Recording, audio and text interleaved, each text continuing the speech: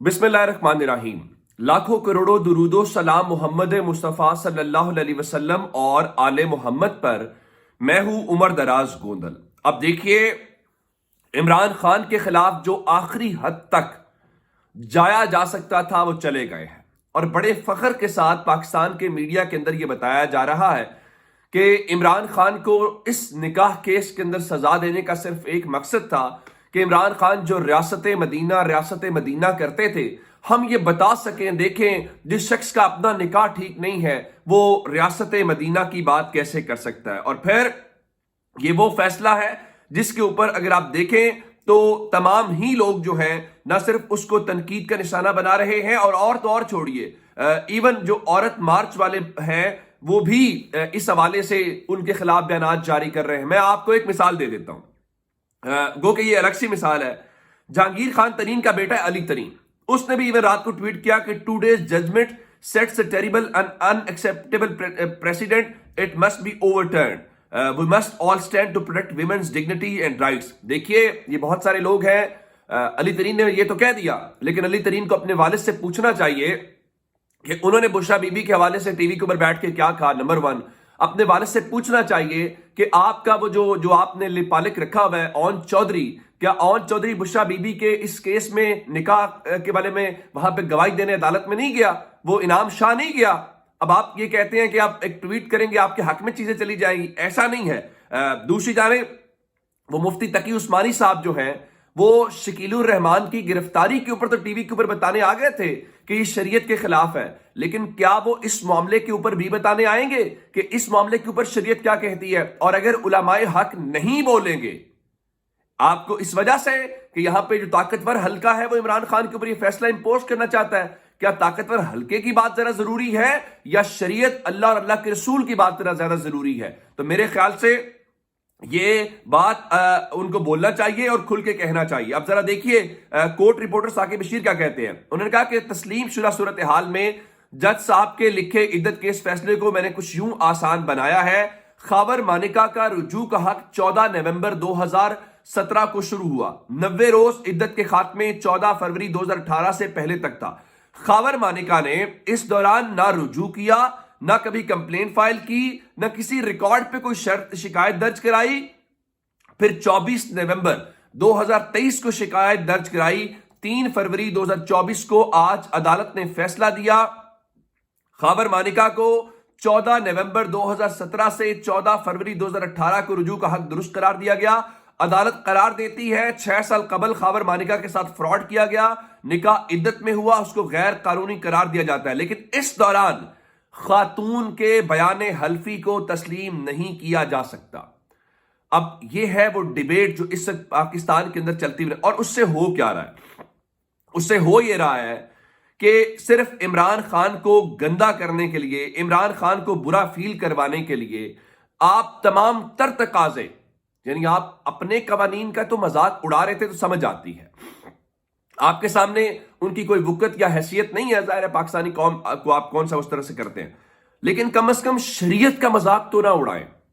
कम से कम शरीयत को तो अपने इस सिर्फ एक शख्स को गिराने के लिए इस तरह से ना करें। और जब फेडरल शरीयत कोर्ट का फैसला मौजूद है, जब सुप्रीम कोर्ट का फैसला मौजूद है, तो क्या अब 39 दिन वाली वो बात छोड़ के या 3 खातून के जो साइकिल है उसको छोड़ के अब आपने जज साहब तय करेंगे क्या करना है? अब इस हवाले से पिछले चंद दिनों के अंदर इमरान खान के हवाले से जो 4 बड़े फैसले आए हैं उसमें उनके मुताबिक उनमें तमाम में अगर आप देखा जाए तो इमरान खान को मैक्सिमम पनिशमेंट दी गई है। कल जो पीपीसी का 496 लगाया गया है उसमें भी 7 साल की ज्यादा से ज्यादा सजा, 7 साल ही इमरान खान को सजा दी गई है। और इसका मतलब यह है कि आप इमरान खान को सिर्फ करने के लिए सब हद तक कर रहे हैं और उसके बावजूद बात बनती हुई दिखाई नहीं दे रही। मिसाल के तौर के ऊपर कामरान शाहिद जो है वो ये फरमा रहे हैं कि इलेक्शन से पहले इमरान खान को उनके कद में वापस लाना जरूरी है।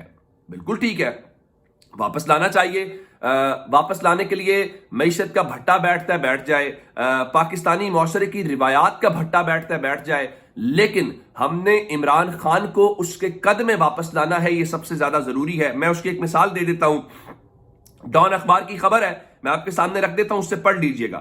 ڈان اخبار نے لکھا ہے کہ معاشی ماہرین نے مارچ کے دوران، یعنی جو اگلا مہینہ ہے، شرح مبادلہ کے عدم استحکام سے متنبع کر دیا، یعنی ایکسچینج ریٹ سے۔ اب ان کے مطابق معاشی ماہرین نے خبردار کیا ہے کہ 2 ماہ سے زائد عرصے تک مستحکم رہنے کے باوجود مارچ کے دوران شرح تبادلہ کو دھچکوں کا سامنا کرنا پڑ سکتا ہے۔ اب اس سے اگلی بات سنیے، ترسیلات زر، یعنی جو ریمیٹنسز پاکستانی باہر سے بھیجتے ہیں، ترسیلات زر اور براہ راست غیر ملکی سرمایہ کاری، فورن ڈائریکٹ انویسٹمنٹ FDI جس کو بولا جاتا ہے، دونوں متوقع سطح سے کافی کم ہیں۔ مالی سال کی پہلی ششمائی میں یعنی 6 ماہ کے دوران ترسیلات زر 6% کم رہیں، جو کہ ایک سنگین تشویش کا باعث ہے۔ آپ کیا کر رہے ہیں؟ آپ حکم جاری کر رہے ہیں۔ اب گھر کے بھیدی ان کے لنکے ڈھاتے ہوئے نظر آ رہے ہیں۔ میں آپ کو ایک خبر دینا چاہتا ہوں۔ نمبر 1 تو پہلے سن لیں، پھر گھر کے بھیدی والی خبر دے دیتا ہوں۔ شاہ محمود قریشی کو اور عمران خان کو سائفر کیس میں سزا ہوئی۔ عمران خان تو آلریڈی ڈسکوالیفائی ہیں، وہ الیکشن میں حصہ نہیں لے رہے، تو شاہ محمود قریشی تو الیکشن میں حصہ لے رہے تھے۔ تو اس طریقے سے اب بتایا گیا ہے کہ جو شاہ محمود قریشی ہیں ان کو چونکہ 63(1)(h) کے اندر سزا ہو گئی ہے، تو یوں الیکشن کمیشن آف پاکستان نے رات کو نوٹیفیکیشن جاری کر کے ان کو الیکشن 2024 میں حصہ لینے کے لیے نااہل قرار دے دیا ہے، اور اگلے 5 سال کے لیے شاہ محمود قریشی الیکشن میں حصہ نہیں لے سکیں گے۔ اور ابھی جو انہوں نے کاغذات نامزدگی ان کے جمع ہوئے ہیں اس میں بھی وہ انتخابات میں حصہ نہیں لے سکتے۔ اور ذرا انصاف کا نظام پاکستان میں دیکھیے گا، شاہ محمود قریشی شیڈیول جاری ہونے کے بعد ان کو سزا ہوئی تو جناب ان کو ڈسکوالیفائی کر دیا گیا، الیکشن نہیں روکا گیا۔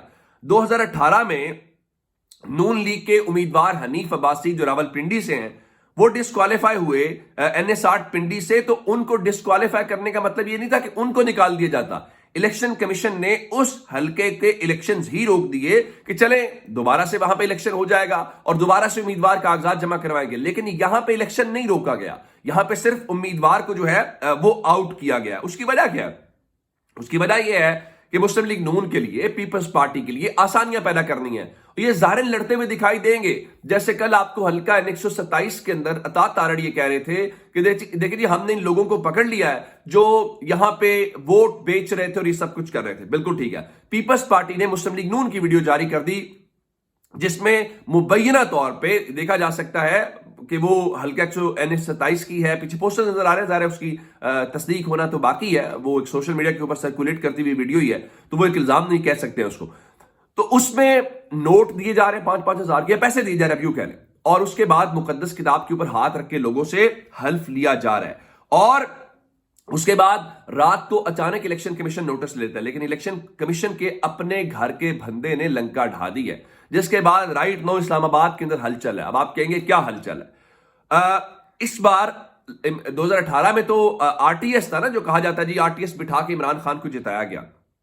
اس بار ایک الیکشن مینجمنٹ سسٹم ہے جس کو EMS کہا جاتا ہے۔ اب EMS سسٹم کی ایک مشق کی گئی ہے، تو اب بتایا یہ گیا کہ EMS سسٹم سے عملے کا ریکارڈ غائب ہو گیا ہے، اور NA 197 شہداد کوٹ کے جو ریٹرننگ افسر ہیں انہوں نے DRO کمبر شہداد کوٹ جو ہیں ان کے نام ایک مراستہ لکھا ہے، اور یہ بتایا ہے کہ الیکشن مینجمنٹ سسٹم ریٹرننگ افسر کے لیے درد سر بنا ہوا ہے، اگر اس معاملے کو حل نہ کیا گیا تو میں ذمہ دار نہیں ہوں۔ آپ اس سے اندازہ لگا لیں کہ جو بندہ فیلڈ میں ہے وہ کہہ رہا ہے بھائی جان اس میں یہ گڑبڑ ہے، اگر یہ ہو گئی تو میں اس کا ذمہ دار نہیں ہوگا۔ تو اب اس چیز کا اچانک سے چیف الیکشن کمشنر صاحب نے نوٹس لے لیا ہے، اور انہوں نے اسلام آباد میں فی الحال سب کو بلا لیا ہے اور ہنگامی میٹنگ طلب کر لی ہے۔ اب اندازہ اس بات سے کیجئے کہ آج 4 فروری ہے، 3 دن ہے، 4تھے دن پاکستان میں الیکشن ہے، اور 4 دن پہلے یہ پتا چل رہا ہے کہ الیکشن مینجمنٹ سسٹم میں گڑبڑ ہے، اور آج آپ میٹنگ بلا رہے ہیں۔ تو اب آپ الیکشن کی شفافیت کا اندازہ اس بات سے لگا لیجئے۔ اگلی بات، جسٹس اطہر من اللہ صاحب جو ہیں وہ وہاں پہ لندن اسکول آف اکنامکس کے اندر گئے ہوئے تھے، اور وہاں پہ انہوں نے خطاب بھی کیا، اور انہوں نے خطاب کے حوالے سے بڑے جو آئین کے اہم امور ہیں ان کے اوپر گفتگو کی، اور اطہر من اللہ صاحب کی بڑی کمانڈ ہے اور بڑے اچھے ان کے بارے میں۔ اب انہوں نے کہا کہ 8 فروری کے بعد ہی ہم یہ کہہ سکتے ہیں نا کہ الیکشن کیسے ہوا، اور یہ انہوں نے بات یہ ضرور کی کہ صرف الیکشن نہیں، الیکشن جینوئن الیکشن ہونا چاہیے۔